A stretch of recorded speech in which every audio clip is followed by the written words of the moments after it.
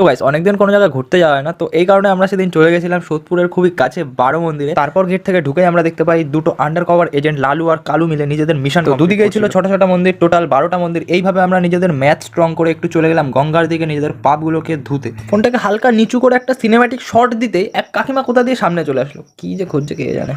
And তারপর চলে আসলাম এই গঙ্গার ঘাটে, আর জাস্ট অসাম লাগছিল। জাস্ট আমার ফোনের ক্যামেরাটা বেশি ভালো না, বাট তাও আমার তো আলাদাই লাগছিল। অ্যান্ড দেন একটু প্রকৃতির হেয়ার ড্রায়ারে নিজের চুলটাকে শুকিয়ে নিলাম, আর ভাই যে হাওয়া দিচ্ছিল আলাদাই ছিল। জাস্ট ঘাটের নিচ থেকে ওপরের ভিউটাই সেরা লাগছিল। আর নিচে দেখি ঘাটের এখানে অনেকগুলো পায়রাও ছিল, যেগুলো দেখতে সুন্দর লাগছিল খুব। আর হাওয়ার কথা কি বলবো, সেটা তো মানে অসাম ছিল জাস্ট। আর রাস্তা দিয়ে হাঁটতে হাঁটতে একটা নর্থ কলকাতা ওয়াইব নিয়ে যেতে থাকি অন্য আরেকটা ডেস্টিনেশন। এই ঘাটটার একটু দূরেই ছিল একটা শান্ত পরিবেশ, আর সেখানে ছিল একটা দোলনা। বাচ্চা কাচ্চা না দেখে আমি একটু হালকা দোল খেলিলাম। আর দূর দিয়ে দুটো বাচ্চা আসছিল, ভাই কেলিয়ে বেলিয়ে দেবে, দরকার নেই, নেমে গেছি। আর এটার পাশেই ছিল আরেকটা ঘাট যেটা আরো সুন্দর ছিল, আর এখানে বসারও জায়গা ছিল। তো আজকের জন্য এতটাই, দেখা হচ্ছে নেক্সট ব্লগে।